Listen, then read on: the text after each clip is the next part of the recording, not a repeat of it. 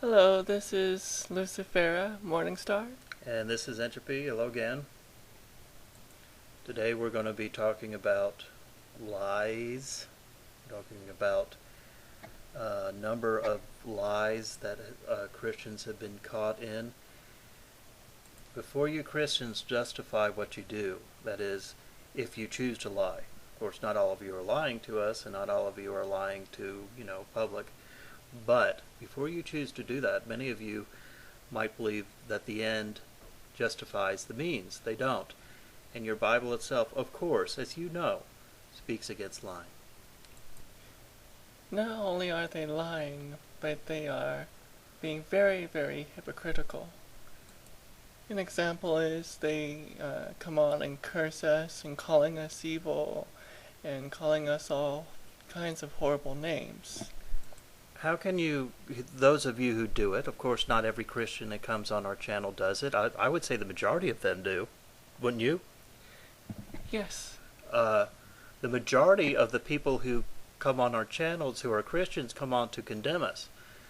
If you would just simply talk to us, in a dignified adult manner, then we would respond in kind.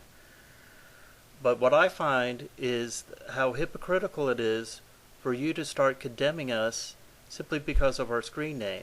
Okay, I'm not going to make this, we're not going to make this personal. I'm not going to make this personal. So this is about generally what we have found online that are just outright lies that are being propagated by Christians.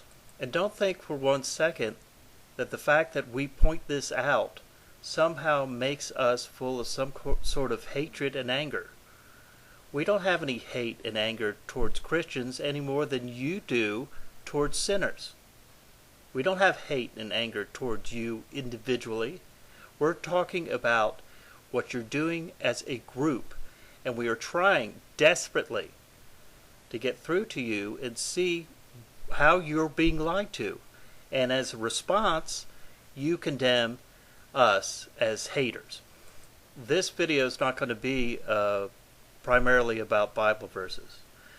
I would like to we'd like to start this with just one simple Bible verse, since it's obvious that lying is against your religion. Let's use one Bible verse to quote from that one. The Lord detests lying lips, but he delights in men who are truthful. As though we're any surprise to you that that your religion is against lying. Why don't you read your own read your own Bible? Of course, there is a commandment, the 10th commandment, which is against lying as well. And remember, when you judge us as to us pointing these things out to you, remember that even your Christ pointed out to the Pharisees that they were hypocrites. And he did it angrily. He didn't do it with loving kindness and patience and all this stuff that you condemn us for not doing it that way. Folks, we are doing the right thing whether you believe it or not. What we are doing is the right thing. We don't always do it the right way, and we're not always nice about it, and Lord knows both of us have lost our temper with you and said things that we probably would like to take back from time to time. But that's human nature. You push us, and then you get us angry. Here again, this is not about us. So let's start with this. You may have seen this picture. It is a complete fabrication. This picture, although I'm not sure exactly who originally did this picture, it has been used multiple times by multiple Christians showing some sort of end day sort of condemnation that God has towards the United States. I'm not sure exactly what they're trying to say with this picture, but one thing is for sure, that this picture has been proven to be photoshopped. Here is the original picture. This is the original picture. Do you see the Statue of Liberty there? No, because it was photoshopped in. And when Christians use this picture, they are lying. They are using lying sources in order to promote their agenda, which in this case is we are in the end times. So, what are we supposed to think, us who are, let's just call us non-believers for the sake of any other term, what are us folks who are non-believers supposed to think of Christians when we see you blatantly lying like this? Even if you're not aware that this picture has been proven to be false, you should be. Either you haven't done your research well enough, because you're too lazy, or you're blatantly lying. Either way, what you're doing is wrong. Now we'd like to talk about just this general myth that Christians are being persecuted around the world. Now, it's not a complete lie. Of course Christians are being persecuted. Christians are persecuted, Muslims are persecuted, Buddhists are persecuted. Any religious group's got to be persecuted by another group of people. It happens. The extent to which Christians say this persecution is happening, that is the lie. And it is a lie. It's a blatant lie. Because again, they're not doing their research, or if they are doing their research, they're blatantly lying. We came across this article on the internet, and the title is Fake Arrests of Ohio Ministers Designed to Sell Christian Persecution Myth. Apparently a group of Christian ministers in Ohio thought it would be neat if they pretended to be arrested and then played it off as though they were actually being arrested. Reading from the article, which we will give you a link here, because there is no actual footage of Christians being persecuted in this country, because no Christians are actually being persecuted in this country, a group of Ohio ministers had to stage some arrest, employing actual cops to help them. Why, if Christians are so persecuted, do they have to stage arrest in order to make it look as though they are being persecuted? People who are being persecuted don't have to stage arrest. They have actual recordings of the arrest, as, of course, this author states here. The reason that the 3 ministers that were arrested, staged arrest, claim that they did this was, to quote from the article, to make people more aware of what it takes for pastors to defend the Christian faith beyond preaching on Sundays. Let's see. Okay. Pastors in this country, they are so persecuted. You know that, Lucy, that they are so persecuted that they have to leave their $1 million homes and get in their Lexus or their BMW or their Mercedes and drive down to the church once a week to work once a week by talking in front of a bunch of people about a bunch of BS. Is that persecution? Yes. That is? That's persecution. Yeah, that's persecution, all right. These poor pastors of your flocks. How do they make it from one day to the another? I don't know. I wish I had a job making hundreds of $1,000s a year just to stand and work for 1 hour a week, standing in front of a bunch of gullible sheep telling them some nonsense out of a book that was written 2,000 years ago. What about you, Lucy? How would you like to have a job like that? No comment there. This is an opinion piece, but she makes a very good point. The name of the article is American Christians cannot claim persecution. Understanding that, it is reprehensible how many American Christians have recently claimed that they too are being persecuted, not for proclaiming a faith in Jesus Christ, but for supporting causes and issues that Jesus never said a word on. Specifically, some Christians are claiming that their religious freedom is being infringed, and they're facing persecution because they aren't able to vocally support oppression towards homosexuals without facing opposition. Not opposition from the government.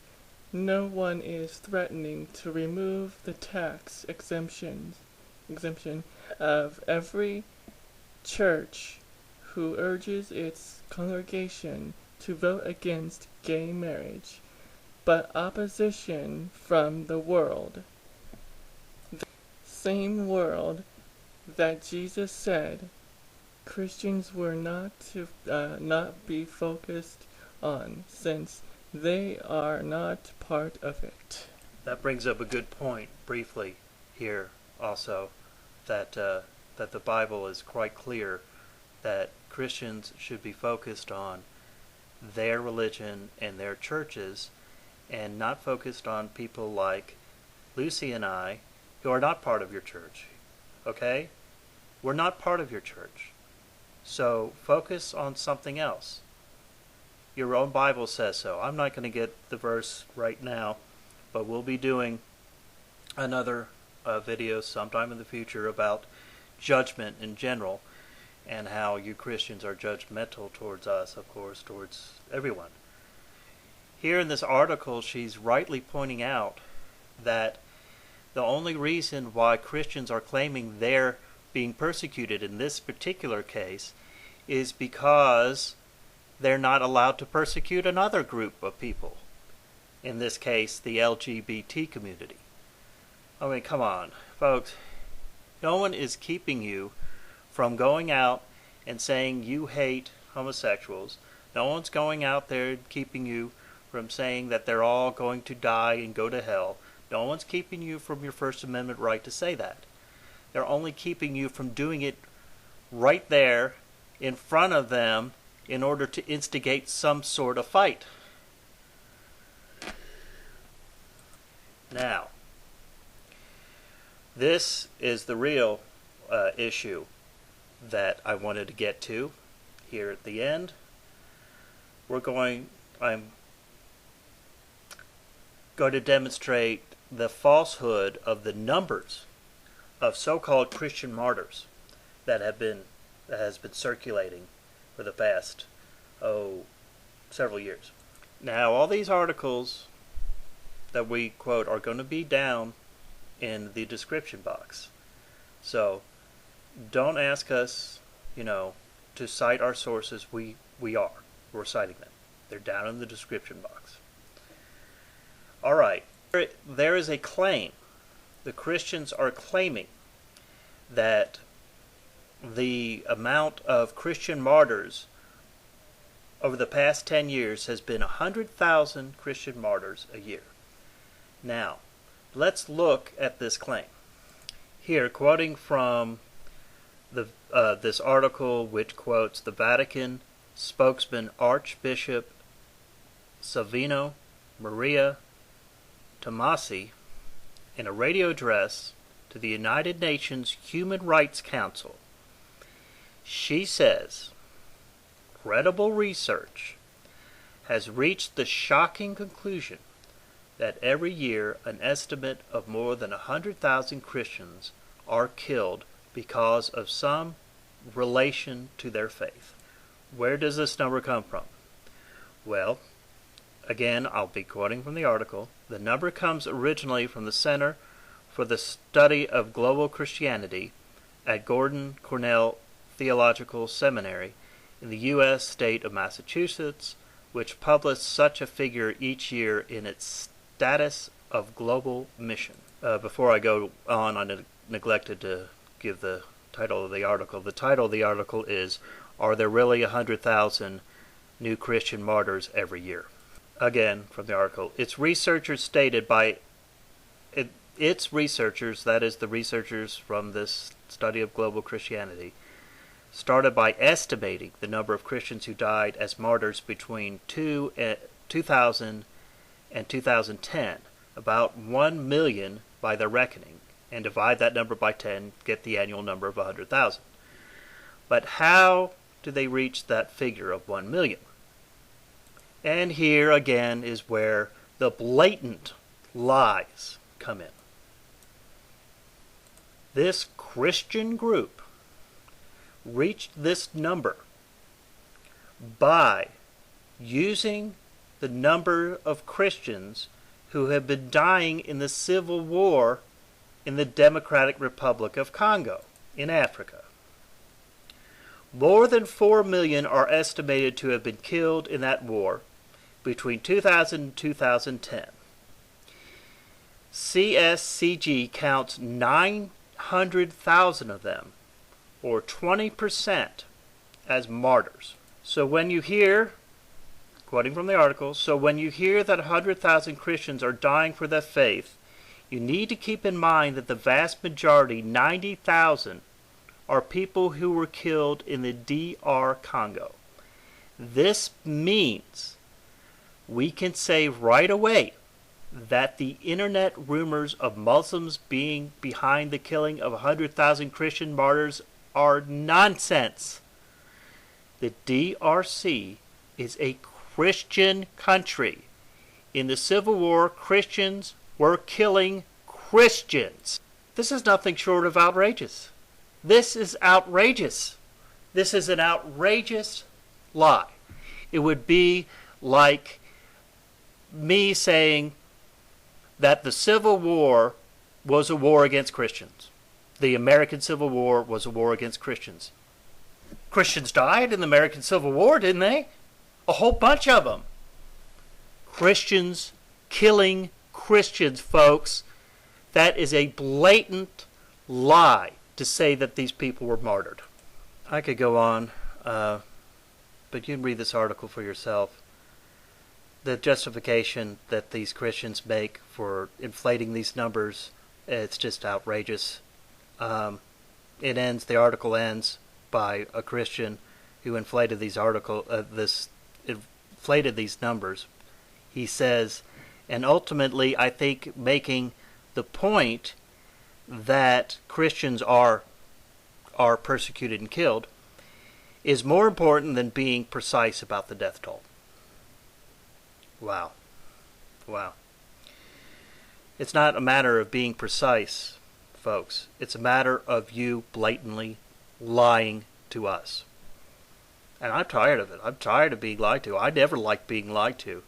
And people who purport to be those who carry the torch of truth and justice and all this other stuff that they pretend is part of their religion shouldn't be lying. Certainly not on the scale that they're lying. Now, to end it, let's talk about the blatant Christian propaganda that Barack Obama is the Antichrist and some of the so-called proof of this. This is the memorial service on 9/11.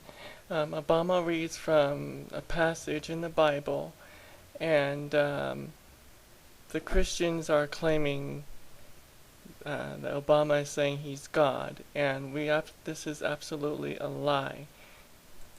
But let's get it straight. Christians aren't claiming that Obama's not reading out of the Bible, but the funny thing is that they say he's reading out of the Bible, but then they turn around and say that he's claiming to be God. That's just ridiculous. Here's the audio of what Obama says briefly. And remember, Obama is obviously reading out of the Bible, Psalm 43. He breaks the bow and cuts the spear in two. He burns the chariot in fire. Be still and know that I am God. I will be exalted among the nations. I will be exalted in the earth. The Lord of hosts is with us.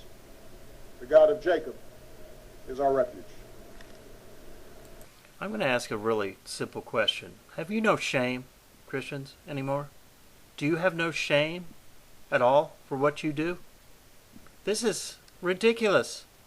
This is ridiculous. Whether Obama's the quote-unquote Antichrist or not, certainly him reading out of the Bible does not prove that. You are really...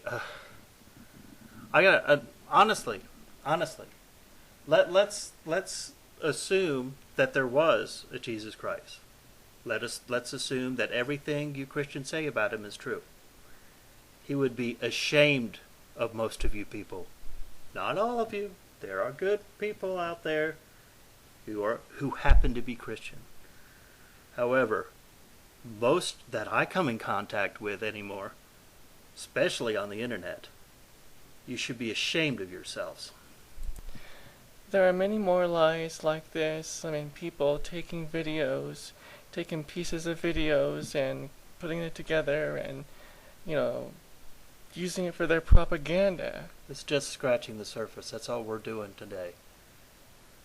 The truth is, if we really want to get into this, we could make hours of long videos of how much propaganda is coming out of the Christian church nowadays.